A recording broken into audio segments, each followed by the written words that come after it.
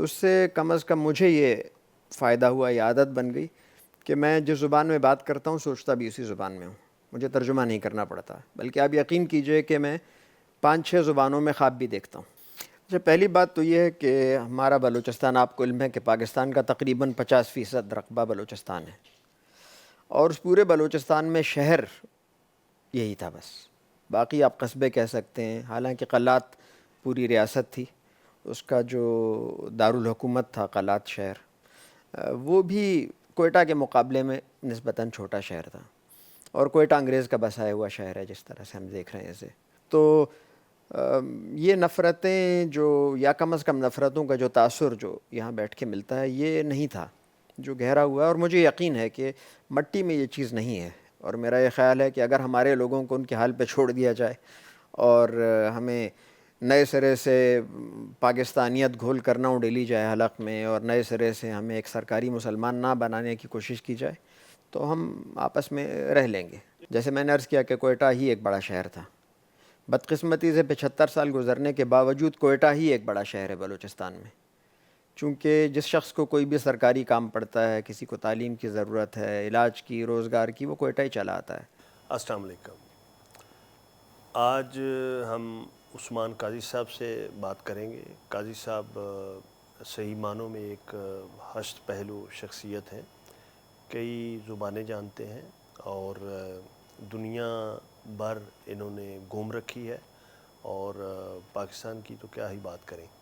تو قاضی صاحب بڑے وسیع مطالعہ اور وسیع تجربہ رکھنے والے جہاں دیدہ شخص ہیں، تو باقی باتیں ان سے کرتے ہیں۔ قاضی صاحب آپ کیسے ہیں؟ خیریت سے؟ زبردست، بہت خوب، بڑی مہربانی، بہت عرصے سے انتظار تھا کہ مل بیٹھیں، گفتگو کریں، تو آپ کی نوازش کہ آپ تشریف ہاں، لائیں۔ میں ابھی یہ کہہ رہا تھا، سوچ رہا تھا کہ میرے خیال میں تاریخ میں جب سے ہم ایک دوسرے کے واقف بنے ہیں، اتنا لمبا عرصہ ہم اکٹھے نہیں رہے۔ ہاں، بس کچھ وقت کی بے برکتی کا غالباً اس میں عمل دخل ہے، نیت کا نہیں۔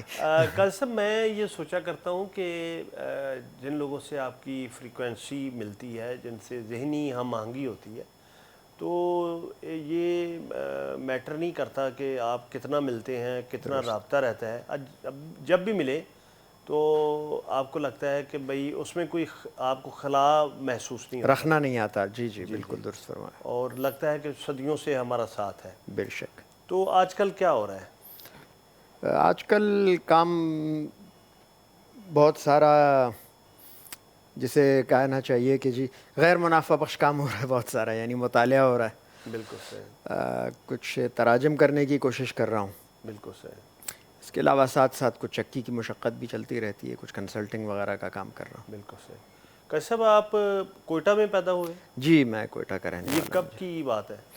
ہاں، کوئی 57 برس ہو گئے جی اس حادثے کو۔ اچھا، آپ جوانی میں ہی بوڑھے ہو گئے؟ جی پتہ نہیں، اب بڑھاپے میں جوان لگتا ہوں دھوکہ دینے کے لیے۔ اچھا، جو آپ نے کوئٹہ، آپ کی ابتدائی تعلیم بھی ساری ادھر کی؟ جی جی۔ کن اسکولوں اور کالجز میں آپ پڑھے؟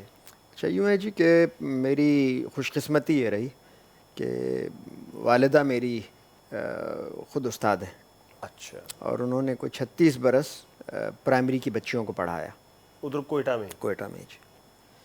تو پرائمری اسکول باقاعدہ طور پر میں کبھی گیا ہی نہیں، یعنی جب سے میں نے ہوش سنبھالا میں والدہ کے ساتھ انہی کے اسکول جاتا رہا، جس اسکول میں ان کی پوسٹنگ رہی۔ تو جب 5ویں میں پہنچا پھر خیال آیا کہ اسے اب کسی باقاعدہ اسکول میں ڈالنا چاہیے، تو چونکہ خاندانی پس منظر کچھ مولویانہ ہے تو انہوں نے کہا کوئی دین و دنیا کا امتزاج ہونا چاہیے، تو ایک ہی اسکول نظر آیا انہیں اس قابل، تو وہ اس کا نام بڑا اچھا خوبصورت نام ہے، تعمیر نو اسکول۔ تو تعمیر نو اسکول میں پڑھا ہوں 10ویں جماعت تک جی۔ بالکل صحیح۔ تو اس زمانے کے کوئی استاد جو آپ کو یاد ہوں؟ اچھا، ہمارا اسکول بڑا ہی ایک منفرد اسکول تھا۔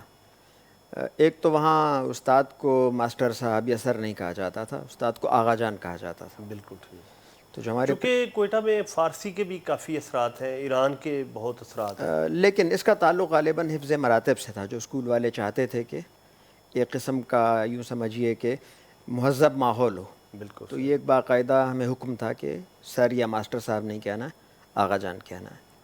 تو ان میں جو سب سے اہم شخصیت تھے وہ ہمارے بڑے آغا جان تھے، پرنسپل بڑے آغا جان کہلاتے تھے۔ بالکل صحیح۔ خدا مغفرت فرمائے، بڑے درد مند اور بہت لائق استاد تھے فضل حق میر صاحب۔ یہ کوئی لیٹ 70s یا ارلی 80s کی بات ہوگی؟ جی میں اسکول میں یعنی باقاعدہ اسکول میں پڑھا ہوں سن 75 سے اور 82 تک۔ بالکل ٹھیک۔ جی یعنی یہ میرا جو تکا میں نے لگایا یہ بالکل درست بالکل نکلا۔ درست، بالکل صحیح۔ درست۔ تو فضل حق میر صاحب کچھ ان کا یوں کہیے کہ ان کا چیزوں کو دیکھنے کا جو ڈھنگ تھا وہ اس پر مولانا مودودی کے افکار کی بڑی چھاپ تھی، لیکن خوبی یہ تھی کہ وہ اس کے لیے ترغیب و تشویق کا طریقہ اختیار کرتے تھے، کوئی مجبوری نہیں تھی۔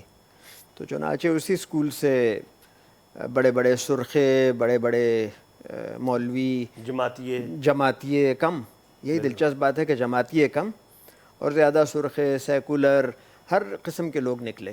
بالکل صحیح۔ لیکن میرا یہ خیال ہے کہ خصوصاً جن لوگوں نے بڑے آغا جان کے زیر سایہ تعلیم حاصل کی، وہ ایک اپنے چال ڈھال سے، اپنے طرز اظہار سے پہچانے جاتے ہیں، کوئٹہ میں بھی، بلوچستان بھر میں، دنیا بھر میں۔ چونکہ کوئٹہ ایک بڑا ملٹی ایتھنک شہر تھا جس میں بہت سی، اور کہتے یہ ہیں کہ جو کوئٹہ رہنے والا ہے وہ کم از کم 4 زبانیں تو جانتا ہے۔ بالکل درست کہتے ہیں جی۔ تو آپ کتنی زبانیں جانتے ہیں؟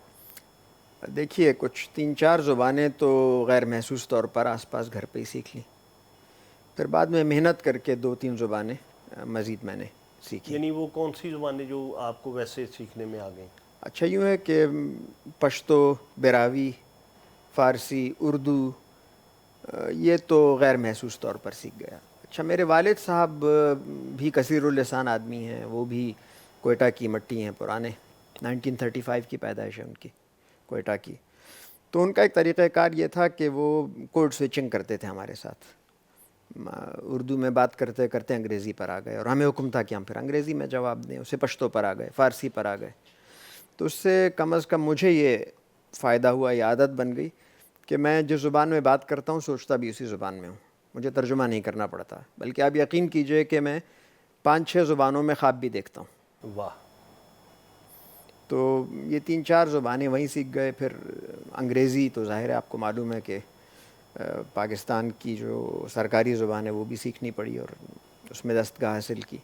البتہ ابتدائی عربی اسکول میں سیکھی، گرامر والی، دیگر جو بول چال کی دستگاہ ہے وہ پھر مشق سے حاصل کی، پہلے یونیورسٹی میں عرب طلباء سے، پھر بلاد العرب میں رہنے کا اتفاق ہوا تو مزید روانی آ گئی۔ تو ایم اے کہاں سے کیا، کس سبجیکٹ میں آپ نے؟ ماسٹرز میں نے کیا ہے جی ڈیولپمنٹ اکنامکس میں، مانچسٹر سے، برطانیہ سے۔ جی جی۔ تو وہاں کچھ یعنی کلاس فیلو جو تھے وہ عربی بھی تھے؟ نہیں، ایکچولی میں پہلی ڈگری میری کراچی سے، این ای ڈی یونیورسٹی سے میں نے انجینئرنگ کی ہے، تو وہاں یوں ہوا۔ اچھا بنیادی طور پہ آپ انجینئر ہیں؟ بس تہمت لگی ہوئی ہے جی، انجینئرنگ کونسل کا لائف ممبر ہوں میں۔ تو وہاں ہمارے ساتھ فلسطینی طلباء تھے۔ اچھا ان میں سے اکثر انگریزی میں تقریباً پیدل تھے۔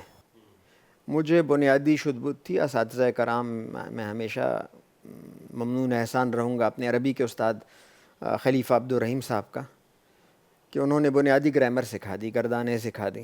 تو کبھی کبھی اسماء میں بھول جاتا ہوں، یعنی جو ناؤنز ہیں، ورب میں کبھی غلطی نہیں کرتا، انہوں نے ایسا پکا کر دیا۔ تو وہ ان سے بات کرتے کرتے کچھ ان کی انگریزی بہتر ہو گئی، کچھ میری عربی رواں ہو گئی۔ اچھا کوئٹہ کے حوالے سے میں یہ بات کرنا چاہوں گا کہ پہلے تو صرف سنا، پھر بعد میں کئی دفعہ جانے کا اتفاق ہوا۔ تو کوئٹہ کے بارے میں کہا یہ جاتا تھا کہ جس طرح کا وہاں کا ماحول ہے اور جو مٹی ہے وہ بہت زرخیز ہے، اور آپ اگر یہ دیکھیں کہ اردو ادب میں کہ جو بڑے بڑے نام ہیں جیسے گوپی چند نارنگ یا امراؤ جان ادا، رسوا جی، مرزا ہادی رسوا نے جو لکھا وہ بھی کوئٹہ میں ہی لکھا، چمن میں، یہ وہ مچ میں، ایک ہی بات جی ایک ہی بات، یعنی بلوچستان ہمارا اصل تو وہ فضا کی بات ہے نا، درست فرمائے، تو وہ ظاہر ہے کوئٹہ بھی آتے جاتے ہوں گے بے شک۔ تو چونکہ بہت مختلف النسل لوگ آ کے وہاں آباد ہوئے، تو ایک بڑا پیسفل اور ایک بڑا پرفضا اور ایک بڑا ثقافتی اعتبار سے ایک امیر شہر تھا۔ بے شک۔ تو اس کو کس کی نظر لگ گئی؟ کیوں؟ پہلا تو یہ کہ یہ ہم نے جس طرح کہا کہ مختلف نسلوں کے لوگ آباد ہوئے، مختلف زبانیں لے کے آئے، اپنا اپنا کلچر لے کے آئے، اور پھر وہاں کے ایک کلچر بنا.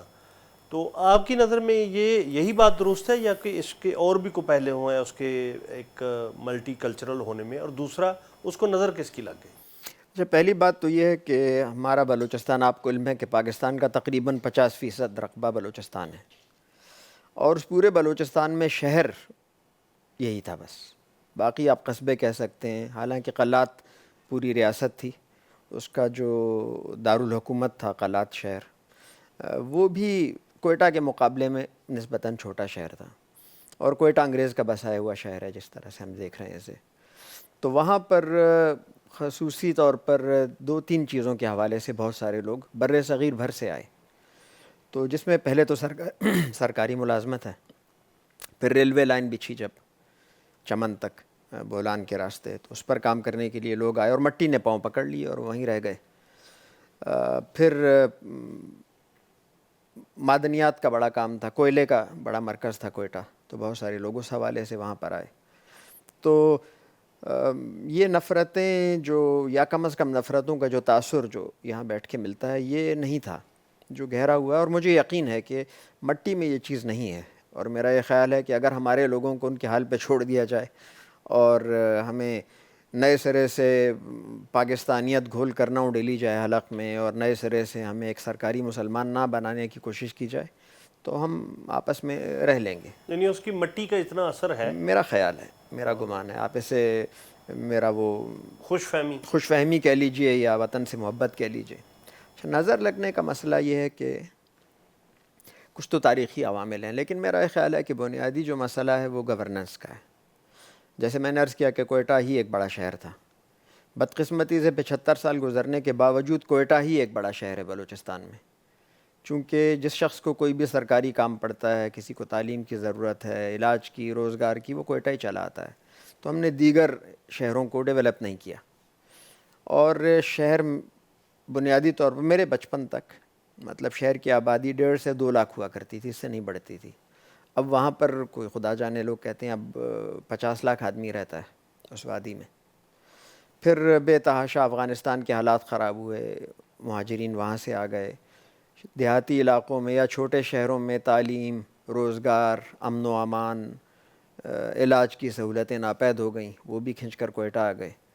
تو جہاں پر پھر بہت سارے برتن جمع ہو جائیں، پھر وہ آپس میں ٹکراؤ تو ہوتا ہی ہے. پھر اس ٹکراؤ کو ذرا بڑھا چڑھا کر مختلف لوگوں نے اپنے اپنے مقاصد کے لیے استعمال کیا. تو لیکن میں ابھی تک خوش فہمی میں مبتلا ہوں کہ ہمیں ہمارے حالت پہ چھوڑ دیا جائے، اور صوبوں کو اور ضلعی حکومتوں کو با اختیار بنایا جائے، تو ہم اپنے مسائل حل کر لیں گے آپس میں.